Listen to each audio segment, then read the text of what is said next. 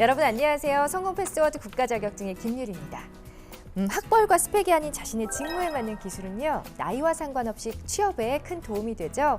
특히나 기술에 맞는 국가 자격증을 취득했다면 그 어느 때보다도 더욱더 당당한 자신감을 드립니다. 성공 패스워드 국가 자격증, 오늘 함께 알아볼 국가 자격증은 바로 전자계산기 기능사인데요. 자격증 소개하기 이전에 어떤 분이 또 나오셔서 여러분께 또 여러 가지 정보 전해드릴지 먼저 소개해드릴게요. 오늘은 한국산업인력공단의 이석철 위원님과 함께합니다. 어서 오세요, 위원님. 안녕하십니까.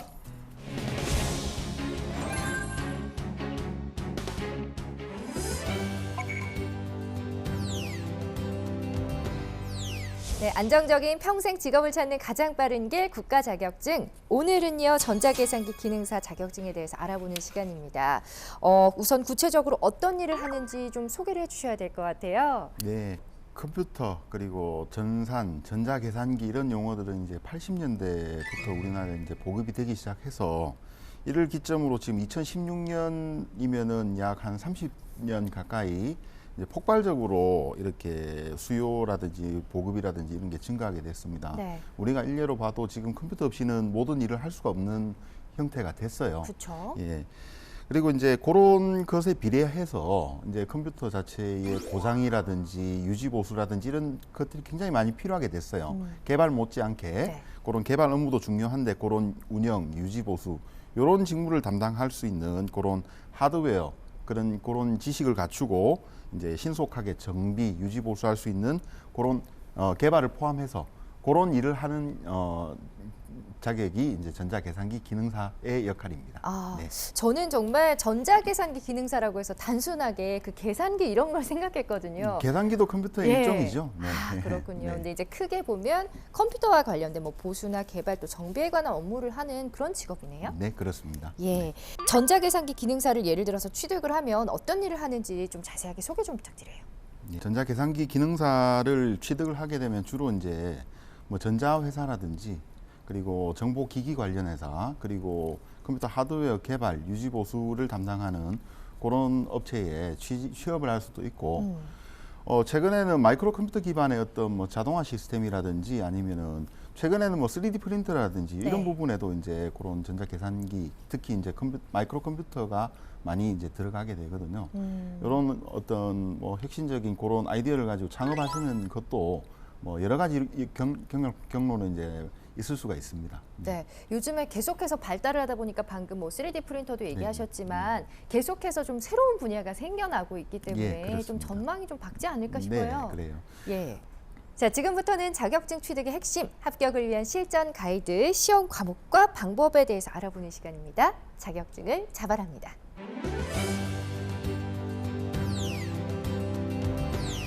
지금부터는 좀 이제 합격을 위해서 구체적인 공략법에 대해서 알아보도록 하겠습니다.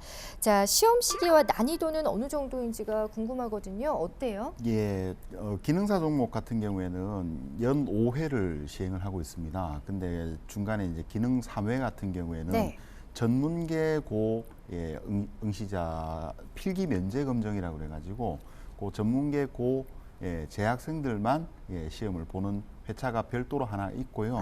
그래서 일반 응시자분들께서는 1회, 2회, 그리고 4회, 5회 총 4번의 이제 기회가 있습니다. 예. 그래서 이제 연중 한 4번 정도 우리 일반 응시자 같은 경우에는 4번 정도의 기회가 있고요. 예. 그리고 난이도는 필기가 좀 어렵습니다. 사실은 뭐 공부해야 될 내용들도 좀 많고요. 이 분야 자체가 좀 광범위하다 보니까 이런 컴퓨터 하드웨어 부분에서도 뒤에 뭐 필기시험 과목 설명하면서 말씀드리겠지만은 필기가 좀 어렵고요. 실기는 굉장히 연습을 또 많이 해갖고 오세요. 네. 예, 실기시험 문제 자체 뒤에 말씀드리겠지만은 공개 문제도 있고 그래서 부품 같은 것들을 사서 직접 조립해보고 연습을 많이 하시는 관계로 한 70%에서 80% 정도 그 정도의 합격률을 유지하고 있습니다. 이제 본격적으로 전자계산기 기능사 필기시험에 대해서 낱낱이 파헤쳐 보도록 하겠습니다. 자, 먼저 전기전자공학 과목입니다. 어떤 과목인가요? 예, 전자계산기 기능사 소위 말해서 이제 전자계산기라는 용어를 자꾸 이제 쓰게 될 텐데 전자계산기는 컴퓨터입니다. 컴퓨터라고 보시면 되죠. 컴퓨터는 전자공학에서 왔고요. 전자공학은 그 기초를 또 전기에서 찾을 수가 있습니다. 그래서 전기전자공학이라고 이렇게 칭을 하는데 예. 기본적으로 이런 전자기기, 컴퓨터 이런 것들이 어떻게 이제 만들어지는지에 대한 그런 소자 개념부터 사실은 좀 알아야 돼요. 거기서는 이제 뭐 멀티미터라든지 오실로스코프 이런 측정 기기들도 다루게 되고 네. 이런 기기들을 사용하기 위한 기본적인 전기전자 지식들을 이제 묻는 과목입니다. 그리고 이런 부분들은 사실은 우리 과학 시간, 고등학교 과학 시간, 네. 그다음에 이제 대학에서는 뭐 물리학의 전기 파트 이런 것에 대한 내용들인데 말이 참 어렵습니다. 네. 어려운데 뭐 기본적인 전기 법칙, 예를 들어서 뭐 V = IR 뭐 하는 뭐 옴의 법칙, 그리고 키르키호프의 법칙 이런 법칙들, 주로 전기 법칙 그리고 전자 관련 이론 이런 법칙들 위주로 뭐 계산 문제도 많이 출제되고요. 사실은 좀 어렵습니다. 아. 예. 어려운데 네. 기출 문제 많이 나와 있으니까 예, 거기서 숫자와 답만 외우지 마시고 네. 제발 예. 예. 이론 이 법칙이 어떻게 구성이 되는지 네. 그리고 공식이 어떻게 적용되는지에 대한 이해를 하신다면 네. 문제가 변형되어도 네. 예, 능히 푸실 수 있는 정도의 난이도 출제되니까 네. 그 점 참고하셨으면 좋겠습니다. 암기해야 되는 과목이 아니네요. 그렇죠? 네, 그렇습니다. 기본적인 암기는 해야 되겠죠. 네. 일단 뭐 지금 전기전자의 정의나 개념에 대해서 살펴볼 수 있는 그런 기본적인 과목이지만 조금 어려운 과목이라고 하니까 이해해가면서 좀 풀이를 하시면 훨씬 수월할 것 같아요. 자, 계속해서 다음 과목입니다. 이번에는 전자계산기 구조입니다. 어떤 과목인가요? 예, 전자계산기 구조는 역시 이제 전자계산기가 컴퓨터니까 컴퓨터 구조겠죠. 예. 예. 사실상 이 필기 시험에 어떻게 보면 하이라이트라고 할 수 있습니다. 네, 이 전자계산기 기능사 그러면은 사실은 컴퓨터 하드웨어에 관한 건데 하드웨어에 관련된 과목의 핵심이 이 전자계산기 구조 과목입니다. 네. 하나 말씀드릴 건 뒤에 말씀드리겠지만은 이 디지털 공학이라는 과목이 있어요. 요 학습이 선행이 되어야 사실은 이 구조 자체를 이해할 수 있습니다. 예. 컴퓨터 시스템을 구성하는 어떤 핵심 장치는 크게 한 5가지 정도로 학자들은 분류를 하고 있어요. 네. 예, 뭐 중앙 처리 장치, 우리 뭐 CPU라고 이야기하는 그런 것들, 네. 그다음에 기억 장치, 그다음에 이제 보조 기억 장치, 그래서 뭐 하드 디스크라든지 우리 플래시 메모리라든지 이런 것들, 그리고 입력을 담당하는 키보드, 마우스, 그다음에 뭐 디스플레이, 그리고 거기 컴퓨터 시스템에 달라붙는 그런 주변 장치들, 그렇게 5가지 장치라고 이야기하는데 네. 이런 것들이 소위 말하는 이제 버스라는 그런 구조로 연결되어 있습니다. 버스 구조요? 예. 어떤 구조죠? 버스 구조라는 것은 이제 우리 흔히 타고 다니는 버스, 네. 예, 그거하고 철자는 똑같아요. 예. 그런데 소위 말하는 그 장치들 연결해주는 선의 집합을 우리 버스라고 이야기를 합니다. 네, 그런 버스 그리고 인터페이스라는 예, 장치로 규격으로 연결이 되는데요. 이 인터페이스는 말 그대로 그 장치와 장치를 연결해주는 어떤 그 도구라고 이야기를 할 수 있습니다. 우리 USB 메모리 이렇게 이야기를 하지 않습니까? 엄밀하게 따지면 USB라는 것은 유니버설 예, 시리얼 버스 그렇게 해서 이런 예, USB라는 게 하나의 인터페이스 규격입니다. 이런 인터페이스와 버스 간에 연결되어 있는 장치가 어떻게 상호작용을 하는지 그 장치의 본래 목적은 무엇인지 이런 것들을 이제 평가하게 되는 이런 과목들이에요. 네. 이 사실 컴퓨터 구조, 요 전자계산기 구조 과목을 정확하게 이해를 하신다면 정말 이제 전자계산기 기능사로서 어떤 향후의 시스템이 들어와도 자기 그 구조를 크게 벗어나진 않거든요. 그렇기 때문에 이 과목은 꼭 공부를 충실하게 해주실 것을 당부드리겠습니다. 네, 일단 뭐 필기 시험의 하이라이트라고 할 수 있는 과목이라고 합니다. 전자계산기 구조, 뭐 기초가 좀 탄탄해야 나중에 좀 실전에서도 좀 활용을 할 수 있는 그렇습니다. 거니까 네. 이 부분 열심히 공부하시기 바랍니다. 자, 계속해서 다음 과목은요, 프로그래밍 일반 과목이에요. 어떤 과목인지 소개해 예. 주세요. 컴퓨터는 아까 뭐 5대 장치 이야기 드렸었는데 그런 것은 이제 하드웨어가 5대 장치로 구성되어 있다라는 것이고 네. 크게 보면 이제 하드웨어가 그다음에 이제 소프트웨어로 구성이 되어 있죠. 이런 이제 하드웨어 자체는 사실 어떤 소프트웨어적인 이런 요소가 들어가지 않으면 예, 컴퓨터 자체는 사실 고철이나 다름없습니다. 예. 이제 컴퓨터를 깨우고 예, 컴퓨터 시스템이 이제 시스템으로 동작하기 위해서는 어떤 그런 소프트웨어가 필요한데요. 예. 그런 소프트웨어는 뭐냐? 그 소프트웨어를 개발할 수 있는 도구는 뭐냐? 바로 프로그래밍입니다. 아. 그래서 이제 그런 프로그래밍을 하기 위한 일반적인 프로그래밍 언어론, 그다음에 프로그래밍 뭐 실무 이런 내용들을 이제 다루게 되고 있고요. 예. 최근에는 객체지향 프로그래밍 해서 이것도 말이 참 어렵습니다만은 쉽게 말해서 어떤 소프트웨어를 하나의 모듈로 만드는 거예요. 예. 뭐 쉽게 말하면 애기들 가지고 노는 레고 블럭 있죠. 예. 레고 블럭처럼 블럭을 이렇게 쌓아서 네. 예, 뭐 하나 뭐 집을 만든다든지 소프트웨어가 그런 개념으로 접근하고 있어요. 예, 그 개념이 객체지향 개념입니다. 그래서 네. 객체지향 프로그래밍에 대한 이런 최근의 트렌드 이런 것들도 많이 관심을 가질 필요가 있겠다 말씀드리고 싶습니다. 네. 네. 일단 뭐 컴퓨터의 소프트웨어 전반을 다루는 과목이고 특히나 객체 지향을 좀 전반적으로 좀 최근의 트렌드에 맞게 살펴보시는 네. 게 굉장히 많은 도움이 될 것 같습니다.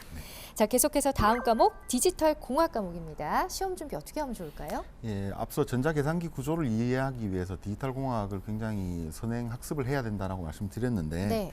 디지털 공학은 사실상 논리회로라는 이런 과목입니다. 논리회로. 예, 많이들 어려워하시는데요. 예. 컴퓨터에서 다루는 수는 0과 1로 구성된 주로 이진법입니다. 예. 이진법이고 그리고 이진법 0과 1을 다루기 때문에 여러 가지 연산 방법이 기존에 우리 사람이 인식하는 연산 체계와는 좀 달라요. 우리는 0부터 9까지 구성된 십진법을 사용하고 있지만은 네. 예, 컴퓨터 자체는 0과 1밖에 인식을 못합니다. 아. 그렇기 때문에 0과 1을 가지고 어떤 식으로 조합을 할 건가. 그래서 나온 것이 이제 그 부울이라는 부울대수, 네, 부울? 요런 예, 네. 부울대수라는 대수 법칙에 따라 이제 구성되는 뭐 여러 가지 논리 연산이 있습니다. 그래서 네. 논리 연산이에요. 예. 사람이 이제 우리는 더하기, 빼기, 곱하기, 나누기, 사칙 연산을 수행하지만 네. 컴퓨터는 주로 논리 연산을 가지고 이제 많이 수를 계산합니다. 그래서 논리 연산에는 뭐 AND, OR, 예, NOT 그리고 XOR 이런 이제 부울 연산이 있고요. 네. 제가 부울 하는데 부울이라는 건 사실 영국의 대수학자 이름입니다. 아, 사람 이름이. 예, 사람 이름이고요. 예, 그분이 왜 이렇게 골치 아픈 걸 만들어 가지고 이렇게 후세 사람들을 괴롭히느냐라고 예, 실제로 예, 제가 강의 중에 뭐 그런 질문도 받아봤는데요. 예.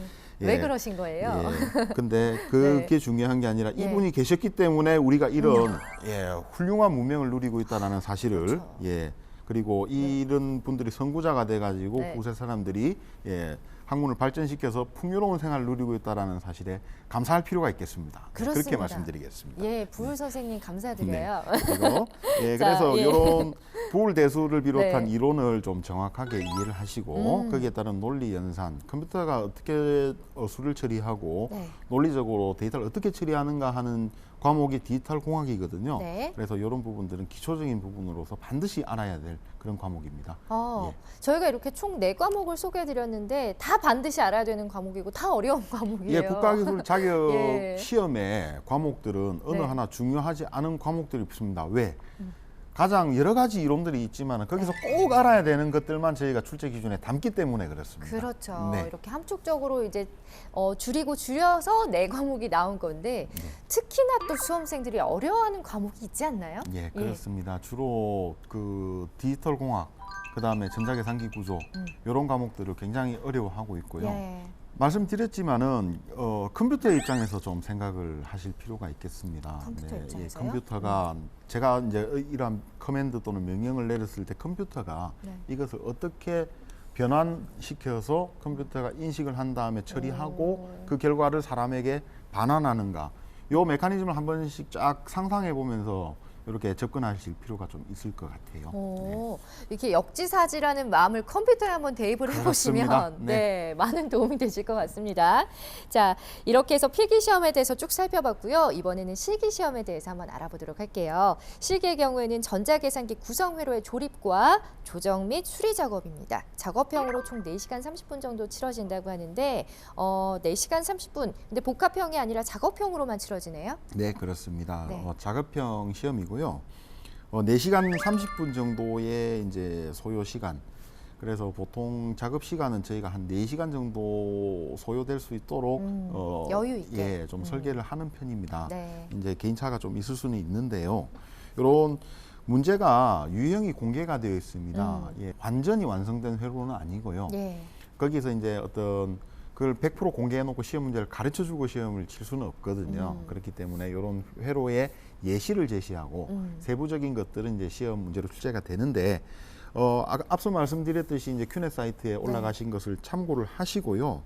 그런 회로를 이제 분석하고 요구 사항이 어떻게 제시가 되고 회로도가 어떻게 이제 나와 있는 회로도를 분석하시고 자기가 이제 작업을 어떻게 할 것인가를 머릿속에 그려가면서 그리고 실제로 그 회로도 그 도면이 제시될 뿐이지 이런 실제로 납땜할 수 있는 그런 기판에 대한 설계 부분은 본인이 하셔야 되거든요. 네. 예, 그런 연습을 많이 하시고 납땜 준비도 뭐 연습도 많이 하셔야 되는 실기시험입니다. 네. 일단 뭐 큐넷 사이트에 유형이 공개가 돼 있다고는 하지만 저희가 좀 실제로 좀 어떤 식으로 하는지 자료를 보면서 얘기를 나눠보면 훨씬 더 수월할 것 같아요. 위원님. 네, 그래서 제가 그 하나의 유형을 좀 네. 소개를 드리겠습니다. 예. 예, 작품명은 일단 수치제역인데요. 네. 첫 번째 이제 시험 시간이 이제 제시가 되고요. 표준 시간 4시간 30분. 이 이야기는 4시간 30분 안에 모든 작업을 다 끝내셔야 됩니다. 네, 그 이야기고 요구 사항은 이제 주어진 시간 내에 지급된 도면과 예. 도면이 이제 자료 화면에 제시가 되고 네. 예, 재료를 사용하여 작품을 완성하시오라고 이제 제시가 보통 그렇게 됩니다. 네. 그리고 이제 도면이 이렇게 나와 있는데요. 예. 요거를 어저께 제가 이 방송 출연하기 이전에 제가 제 연구실에서 네. 하나 좀 비슷하게 이거하고 똑같지는 않습니다. 아, 예. 비슷하게 조금 만들어 왔습니다. 네, 여러분 예. 참고하시라고 또 위원님께서 직접 또 밤새 만들어 오셨다고 합니다. 아유, 감동인데요. 예. 이 회로는 요 스위치 5개로 구성되어 있고 그리고 요 팔자처럼 비슷하게 된 요렇게 숫자를 표시할 수 있는 요걸 이제 세븐 세그먼트라고 이야기를 합니다. 또는 예. 뭐 FND라는 요런 디스플레이예요. 뭐 디스플레이 하면 우리가 이런 뭐 TV 화면 같은 이런 걸 생각하실 수 있지만 조그마한 이제 전구 같은 LED, 예, 그다음에 LCD, 그다음에 이런 FND 이런 장치들도 이제 디스플레이라고 이야기를 합니다. 예, 그래서 이런 스위치 조작에 따라서 0부터 9까지 표시하는 이런 회로를 제가 하나 만들어 와봤어요. 네. 예, 여러 가지 이제 뭐 평가 기준이라든지 이런 것들은 비공개지만 네. 예, 일단 동작이 돼야 됩니다. 예. 이 회로를 제가 급하게 만든다고 사실은 네. 아주 날림으로 만들었어요. 이렇게 아. 작업하시면 안 됩니다. 예. 네, 이렇게 작업하시면 네. 감독관이 합격시켜줄지 안 시켜줄지 그거는 제가 장담을 못 드리겠어요. 아, 그렇지만 네. 일단 동작이 안 되면 불합격 처리됩니다. 그렇죠. 예, 실격으로 불합격 처리가 되고 네. 일단 동작이 먼저 되어야 되고 그 다음에 이제 보는 것이 이제 납땜의 상태라든지 동방면에 이제 그 납이 뭐 냉납이 있는지 냉납 네네. 그러면은 납이 제대로 안 붙은 거예요. 그리고 배선을 얼마나 깔끔하게 했는지. 자, 뒷면을 제가 한번 보여드리겠습니다. 요 배선을 잘 만들어 와야 되는데 이렇게 만들면요, 네. 납땜 점수는 거의 빵점입니다. 네, 여러분 참고만 하세요. 예. 안 좋은 예를 제가 지금 네. 보여드리는 겁니다. 네네. 좀 변명스럽지만, 네, 네. 아닙니다. 네. 그래도 이렇게 가지고 나오셔서 저희 수험생들한테 보여줬기 때문에 훨씬 더 도움이 되는 게 아닐까요? 예, 요런 네. 간단한 네. 요런 회로지만은 실제 시험에서는 요거보다는 난이도가 조금 높을 수 있으니까 연습을 조금 많이 하셔야 될 것 같아요. 예, 네네. 어쨌든 예. 되게 신기하네요. 예. 일단 먼저 동작이 되는 게 가장 중요할 것 같고 그 다음에 이제 여러 가지 좀 디테일하게 좀 꼼꼼하게 좀 잘 처리를 하는 걸 보시니까 어쨌든 뭐 동작은 반드시 돼야 된다는 거. 네, 참고하시기 바랍니다. 자, 이렇게 해서 유형까지 이 위원님께서 직접 소개를 해주셨는데 끝으로 전체적으로 뭐 필기든 실기든 좀 시험 잘 볼 수 있게 좀 팁 좀 알려주세요. 전자계산기 기능사 실기 시험은 참 연습을 많이 하십니다. 네. 그리고 이걸 하다 보면 참 재밌어요. 네. 예. 그 땜질하는 것들도 뭐 처음에는 손도 바들바들 떨고 하지만은 몇 개 과제만 해보면은 진짜 이제 막 선도 니퍼 없이 그냥 까고 막 그래요. 네. 우리 학생들 또는 이 수험생들이 네. 굉장히 잘하는 모습을 제가 많이 봤고요. 아. 예, 참 필기가 어렵습니다. 예, 필기를 어려워하시는 게 네.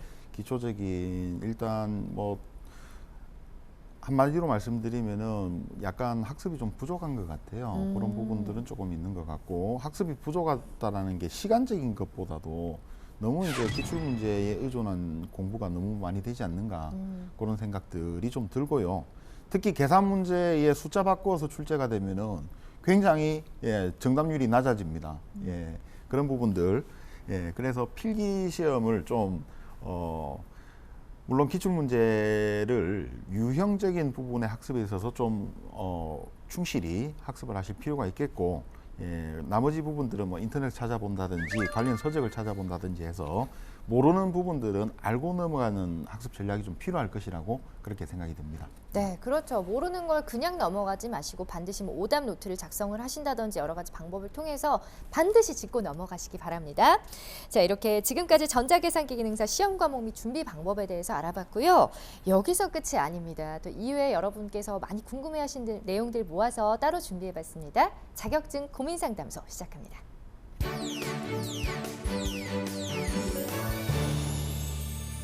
자격증 고민 상담소는 준비하고 있는 자격증에 대한 세세한 고민까지 함께 해결해보는 시간입니다. 자, 오늘은 전자계산기 기능사 준비하는 분들 어떤 고민하고 계신지 하나하나 지금부터 풀어볼게요. 네, 첫 번째 고민입니다. 실기책을 사서 혼자 공부하고 있는데 회로도가 여러 개가 있는데 이 모든 것을 다 공부해야 되는지 궁금해요. 질문 주셨거든요. 다 알고 있어야 되나요? 네. 회로도를 여러 개 이제 제시한 것은 시험 문제를 사실은 요 범위 안에서 출제하겠다라는 그런 의도도 있는데요. 요 정도의 범위는 전자계산기 기능사로서 누구나 수행을 할 수 있어야 한다는 전제 조건도 사실은 됩니다. 네. 그렇기 때문에 다 사실은 연습해 볼 것을 권장을 드리는데요. 현실적으로 그러면은 이 많은 거를 다 시간 들여가면서 부품 사가지고 이렇게 해야 되느냐. 수험자 입장에서는 사실은 비용적인 문제도 있을 수 있습니다. 네, 한계가 그래서 있죠. 네, 그렇습니다. 그래서 그런 제가 하나 알려드리면은 이제 좀 어려운 회로들 몇 가지를 위주로 연습을 하고요. 네. 예, 연습하고 나머지는 거의 그 수준에서 이제 작업이 이제 익숙해진다면 회로를 만드는 데는 크게 부담이 실제 시험에서도 없을 거라고 저는 생각이 듭니다. 하나 완벽하게 조금 하시고 나머지는 쉽게 하실 수 있을 것 같고요. 네.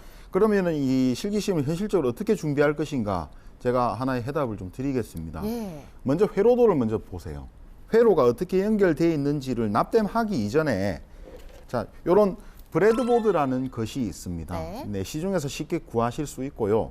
이것은 납땜하기 이전에 요런 뭐 배선이라든지 이런 것들을 이렇게 뭐 선을 이렇게 꽂아 가지고 이쪽에서 이쪽으로 연결하고 뭐 부품도 다리를 뭐 여기서 이쪽으로 연결하고 예. 전원도 이쪽에서 뭐 당겨 오고 할 수 있는 이런 사실상 이제 실험용 보드입니다. 예, 이런 걸 가지고 회로 구성을 먼저 해보고 이게 어떻게 동작하는지를 먼저 보세요. 네. 그리고 여기에 따라서 소위 말하는 이제 선 긋기 있잖아요. 네. 선을 어떻게 예쁘게 요런 실제 실기시험 지급 재료에 맞도록 네. 이렇게 잘 이제 끌 것인가는 모는 종이를 가지고 이제 딱 선을 그려 보세요. 길을 만드는 거죠. 네. 예. 그런 형태로 이제 설계를 먼저 해 보시고 그 설계도대로 이제 부품을 배치하고 이제 실제 배선하고 납땜하고 동작 확인하고 요런 한 번의 실기시험 과정을 모의적으로 한번 딱 해보신다면은 감이 오실 거예요. 분명합니다. 네. 예. 그래서 그런 유형들에 대한 왜냐하면 방법은 똑같거든요.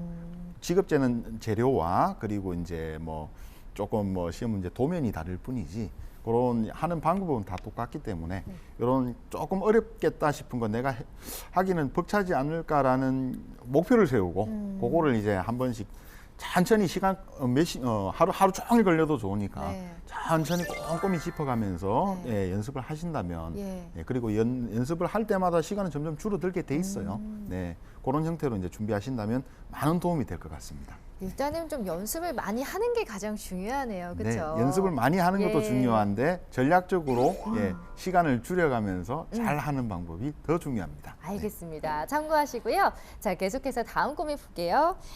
이번에도 실기시험에 관련된 질문입니다. 실기 준비물에 배선할 때 쓰는 와이어도 챙겨가야 되는지 아니면 배선할 때 쓰는 와이어는 요구하는 만큼 제공을 해주는지 궁금해요 라고 하셨거든요. 준비물에 관한 내용이네요. 네, 그 답변을 좀 명확하게 명쾌하게 드리기 위해서 예. 제가 실제 실기시험 재료 한 세트를 들고 나왔습니다. 네, 그래서 자, 첫 번째 요런 기판. 네.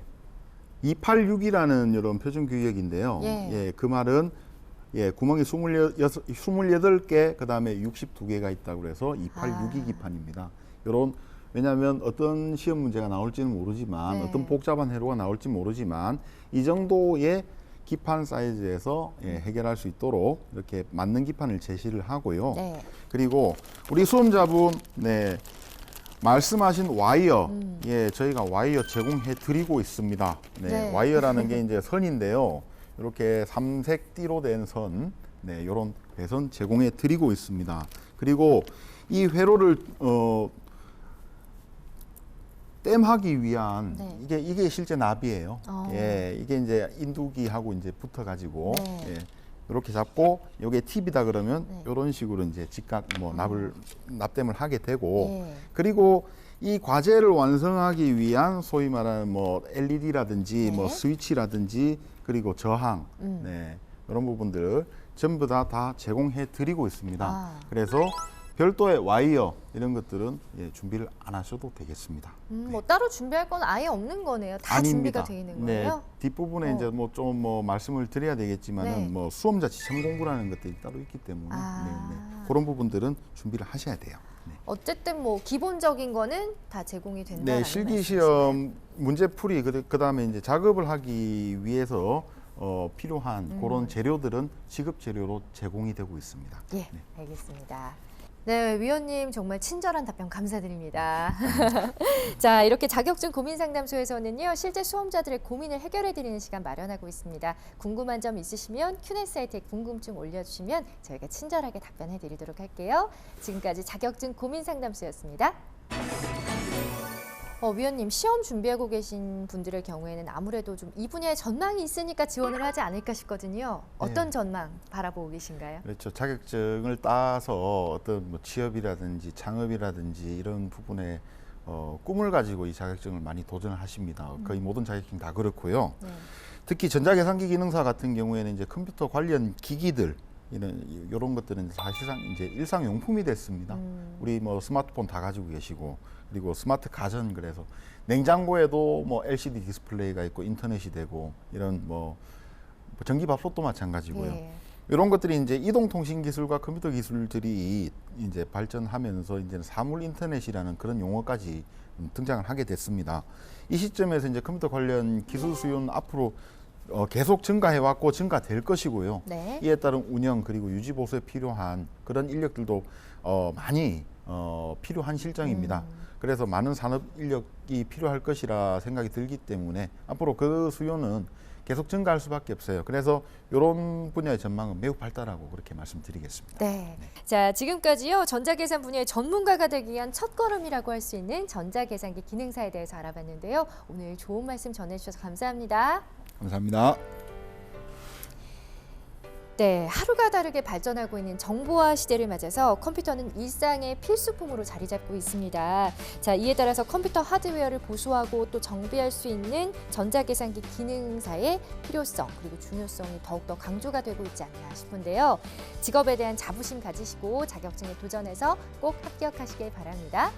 자, 평생 직업으로 가는 가장 빠른 길, 국가 자격증 취득을 위해서 가장 명쾌하고 또 친절한 가이드가 되어드리는 성공 패스워드 국가 자격증. 오늘 준비한 소식 여기까지입니다. 저는 다음 이 시간에 더 알찬 내용으로 다시 찾아갈게요. 여러분 고맙습니다.